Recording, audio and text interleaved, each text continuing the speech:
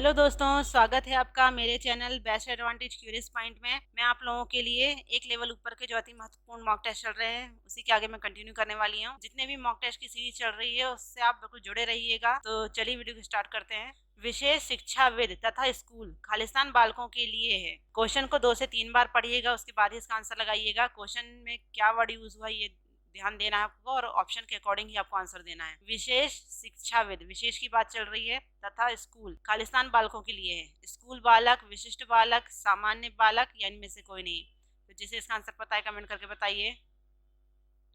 तो फ्रेंड्स का right answer हो जाएगा विशिष्ट बालक। विशेष शिक्षा तथा स्कूल खालिस्तान बालकों के लिए है, तो यह विशिष्ट बालक, क्योंकि विशेष की बात चल रही है। ठीक है, आगे देखते हैं। किंडरगार्टन पद्धति की शिक्षण सामग्री है मात्र खेल, उपहार, गीत, ये सभी।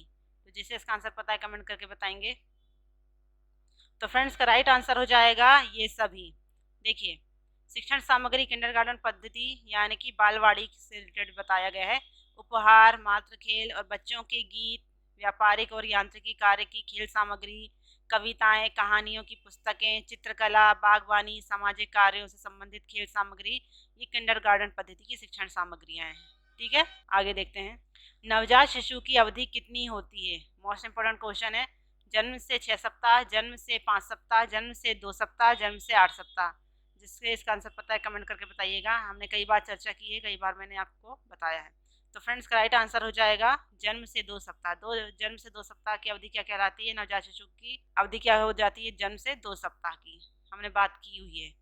ठीक है, आगे देखते हैं। जन्म लेने के पश्चात शिशु निम्नलिखित में से कौन सी शारीरिक क्रियाएं करता है? रोग प्रतिरोधक क्षमता का विकास, तापमान नियंत्रण, पाचन क्रिया, उपरोक्त सभी। तो जिसे इसका आंसर पता है कमेंट करके बताएंगे। तो फ्रेंड्स का राइट आंसर हो जाएगा उपरोक्त सभी। देखिए, जन्म लेने के बाद शिशु में कौन कौन सी शारीरिक क्रियाएं होती है? रोग प्रतिरोधक क्षमता का विकास भी होता है, ताप पर उसका नियंत्रण भी होता है और पाचन की क्रिया भी स्टार्ट हो जाती है। तो ये सब चीजें उसकी शारीरिक क्रियाएं चालू हो जाती हैं शिशु की। ठीक है, जन्म लेने के बाद। जन्म लेने के पहले तो गर्भ में रहता है ना, और उससे पोषक तत्व तो गर्भ में कैसे मिलता है? गर्भनाल के द्वारा। ठीक है, आगे देखते हैं। परिपक्वता एवं वृद्धि चक्र खालिस्तान के निर्धारित तत्व हैं। वृद्धि, विकास, वातावरण, वंशानुक्रम। जिसे इसका आंसर पता है कमेंट करके बताइएगा। तो फ्रेंड्स का राइट आंसर हो जाएगा विकास। परिपक्वता एवं वृद्धि, विकास की बात हो रही है ना, यहाँ वृद्धि होता है मतलब विकास हो रही है। तो इसका आंसर क्या हो जाएगा? विकास के निर्धारित तत्व हैं ये, परिपक्वता एवं वृद्धि चक्र। ठीक है, आगे देखते हैं। विशिष्ट अनुदान सामग्री किसके द्वारा तैयार की जाती है? भारत में समेकित शिक्षा, विश्वविद्यालय अनुदान या आयोग, यूनिसेफ, उपरोक्त सभी। तो जिसे इसका आंसर पता है कमेंट करके बताएंगे। तो फ्रेंड्स का राइट आंसर हो जाएगा भारत में समेकित शिक्षा। विशिष्ट अनुदान सामग्री किसके द्वारा तैयार की जाती है? भारत में समेकित शिक्षा द्वारा। आगे देखते हैं। क्या XY क्रोमोसोम लिंग का निर्धारण करते हैं? सही, गलत, आंशिक गलत, इनमें से कोई नहीं। तो जिसे इसका आंसर पता है कमेंट करके बताइए। तो फ्रेंड्स का राइट आंसर हो जाएगा सही। XY क्रोमोसोम लिंग का निर्धारण करते हैं। देखिए, स्तनधारी जीवों जिसमें मनुष्य भी शामिल है, मनुष्य भी क्या हुआ है? एक स्तनधारी है। ठीक है, में लिंग का निर्धारण करने वाले 2 गुणसूत्र X और Y होते हैं। गुणसूत्र की भूमिका होती है ना, पुरुषों में एक Y और एक X गुणसूत्र होता है, जबकि महिलाओं में 2 X गुणसूत्र होते हैं। इसके बारे में हमने बात किए हुए हैं। ठीक है, आगे देखते हैं। विकास की विशेषताएं खालिस्तान होती हैं। प्रगतिशील, श्रृंखला, दिशात्मक, क्रमबद्ध, ये सभी। तो जिससे इसका आंसर पता है कमेंट करके बताइए। कभी कभी हम छोटे छोटे क्वेश्चन में भी फंस जाते हैं, इसलिए ध्यान से पढ़िएगा। इसका आंसर हो जाएगा ये सभी। विकास की विशेषताएं क्या है? प्रगतिशीलता है, श्रृंखलाबद्ध तरीके से दिशा का निर्धारण करके आगे बढ़ा जाता है, क्रमबद्ध तरीके से काम किया जाता है, वो सब क्या है? विकास की विशेषताएं होती हैं। ठीक है, आगे देखते हैं। अतिक्रियाशीलता तथा अवधान की अस्त व्यस्तता किस विशिष्ट बालक की विशेषता है? पिछड़े बालक, बाल अपराधी, अधिगम निरोगी, प्रतिभावान बालक। जिसे इसका आंसर पता है कमेंट करके बताएंगे।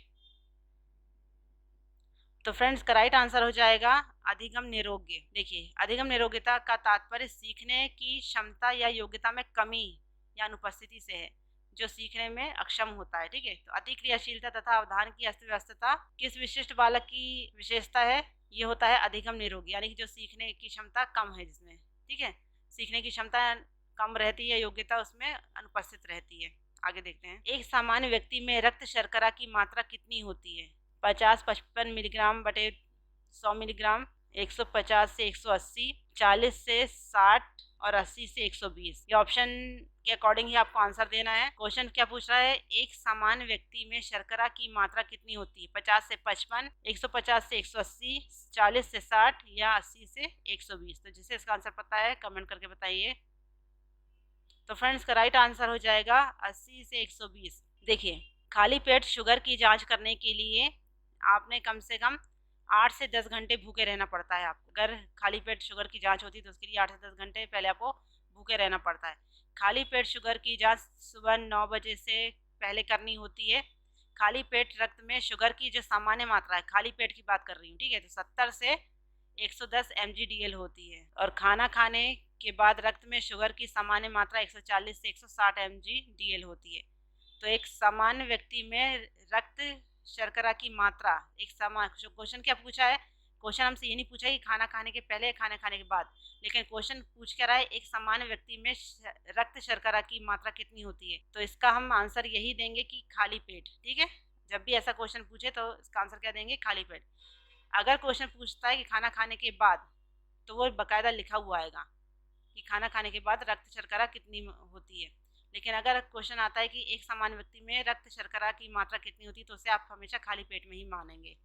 इसमें दिया है 70 से 110 mg/dl, तो ये किसके आसपास है? मतलब इतनी सामान्य होती है, तो ये होती है 80 से 120 mg/dl के। ठीक है, इससे कम नहीं होनी चाहिए। बाकी सब कम है, 50 से 55, 150 ये तो हाई हो गया है, और 40 से 60 ये कम है, लेकिन ये 80 से 120 इसी के आसपास है। तो हमें इसका आंसर क्या देना पड़ेगा? यही। ठीक है, ऑप्शन के अकॉर्डिंग ही हमें आंसर देना है, याद रखिएगा। आगे देखते हैं। पर्ट्यूसिस का चिकित्सकीय नाम है? इन्फ्लुएंजा, डिप्थीरिया, काली खांसी, डेंगू। तो जिसे इसका आंसर पता है कमेंट करके बताइए। बहुत ईजी है, कई बार बताया है। तो फ्रेंड्स का राइट आंसर हो जाएगा काली खांसी। पर्ट्यूसिस का चिकित्सकीय नाम क्या है? काली खांसी। देखिए, काली खांसी हुपिंग कफ, ठीक है, ये कुकर खांसी फेफड़ों और वायुमार्ग का एक अत्यधिक संक्रामक बैक्टीरियल संक्रमण है। चिकित्सकीय भाषा में इसे पर्ट्यूसिस कहते हैं। किसे? काली खांसी, कुकर खांसी को। ठीक है, आगे देखते हैं। परिवार नियोजन केंद्र स्थापित किए जाते हैं? प्रत्येक ग्राम में, प्रत्येक नगर में, उपरोक्त दोनों में, इनमें से कोई नहीं। तो जिसे इसका आंसर पता है कमेंट करके बताइए। तो फ्रेंड्स का राइट आंसर हो जाएगा उपरोक्त दोनों। देखिए, परिवार नियोजन जो केंद्र होते हैं वो हर ग्राम में मौजूद होते हैं और हर नगर में। ठीक है, हमें ऑप्शन को पढ़कर ही इसका आंसर देना है। आगे देखते हैं। काली खांसी रोग का जीवाणु है? अभी जो पर्ट्यूसिस पढ़े हमने उसी के से रिलेटेड क्वेश्चन आ गया है। काली खांसी रोग का जीवाणु है वेरिसेला, क्लास्ट्रोडियम टिटनी, बार्डेटिला पर्ट्यूसिस या विब्रो कॉलेरी। तो जिसे इसका आंसर पता है कमेंट करके बताइए। नाम से ही क्लियर हो रहा होगा। तो फ्रेंड्स का राइट आंसर हो जाएगा बॉर्डेटिला पर्ट्यूसिस। देखिए, काली खांसी का कारण एक जीवाणु है जो बॉर्डेटिला पर्ट्यूसिस के नाम से जाना जाता है। यह तब होता है जब संक्रमण युक्त व्यक्ति खांसते या छींकते हैं, इसके द्वारा फैलता है, या शारीरिक रूप से जो द्रव्य निकलता है उनके संपर्क में आने से भी फैलता है। जैसे नाक से पानी गिर गया है ना, इसके जरिए भी ये फैलता है। तो ये फैलने वाली बीमारी है, एक तरह से कह सकते हैं। ठीक है, आगे देखते हैं। ICDS का उद्देश्य है? महिला सशक्तिकरण सुनिश्चित करना, माँ की क्षमता का विकास जिसमें वह शिशु की देखभाल स्वयं कर सके, परिवार नियोजन के उपायों को बढ़ावा देना, किशोरियों को रोजगार गतिविधि से जोड़ना। तो जिसे इसका आंसर पता है कमेंट करके बताइए। तो फ्रेंड्स का राइट आंसर हो जाएगा माँ की क्षमता का विकास जिसमें वह शिशु की देखभाल स्वयं कर सके। ICDS के बारे में बताने की आवश्यकता नहीं है, उसी पे पूरा वीडियो आधारित है हमारा। देखिए, ICDS का फुल फॉर्म आपको याद होना चाहिए, इंटीग्रेटेड चाइल्ड डेवलपमेंट सर्विसेज। पूछता है एग्जाम में कई बार। ठीक है, आगे देखते हैं। मोनोसैकेराइड शर्करा खालिस्तान है? मोस्ट इंपॉर्टेंट है। ये मानकर चलिए कि अब जो आपका एग्जाम आने वाला है महिला सुपरवाइजर में, कोई भी शिफ्ट में आपसे क्वेश्चन जरूर पूछेगा। ठीक है, मोनोसैकेराइड शर्करा खालिस्तान है? Maltose, starch, glucose, lactose. तो जिसे इसका आंसर पता है कमेंट करके बताइए। तो फ्रेंड्स का राइट आंसर हो जाएगा ग्लूकोज। देखिए, ये जो 3 चीज़ें मैं यहाँ डिफाइन कर रही हूँ बहुत इंपॉर्टेंट है, इसे याद कर लीजिए। ठीक है, ये शिफ्ट बाय शिफ्ट आपसे पूछ सकता है। कार्बोहाइड्रेट को 3 पार्ट्स में विभक्त किया गया है। मोनोसैकेराइड मोनोसेक्राइड के अंतर्गत क्या आता है? ग्लूकोज, फ्रक्टोज और गैलेक्टोज। हमसे क्या पूछा है? मोनोसेक्राइड है, ऑप्शन में क्या है? Maltose, starch, glucose, lactose. लेकिन मैंने आपको तीनों भाग दिखा रही हूँ। मोनोसेक्राइड में क्या क्या शामिल है? Glucose, fructose, galactose. डाइसेक्राइड में क्या क्या है? Maltose, sucrose, lactose. और पॉलीसेक्राइड में क्या क्या है? स्टार्च, ग्लाइकोजन और सेलुलोज और पैक्टिन। इसलिए आप इसको देखकर आप आंसर दे सकते हो, इसलिए ये अलग से अच्छे से नोट डाउन करके रखिएगा। तो मोनोसेक्राइड शर्करा क्या है? ये है ग्लूकोज। ठीक है, आगे देखते हैं। रिकेटस नाम बीमारी किस खनिज की कमी से होती है? Sodium, calcium, iron, potassium. तो जिसे इसका आंसर पता है कमेंट करके बताइएगा। तो फ्रेंड्स, राइट आंसर हो जाएगा कैल्शियम। रिकेटस नामक बीमारी किस खनिज की कमी से होती है? ये होती है कैल्शियम। विटामिन डी आपने देखा होगा, है ना? विटामिन डी की भाषा में आपने पढ़ा होगा ना, सूखा रोग रिकेटस यानी कि विटामिन डी या कैल्शियम की कमी से होता है। क्या? रिकेटस बीमारी। आगे देखते हैं।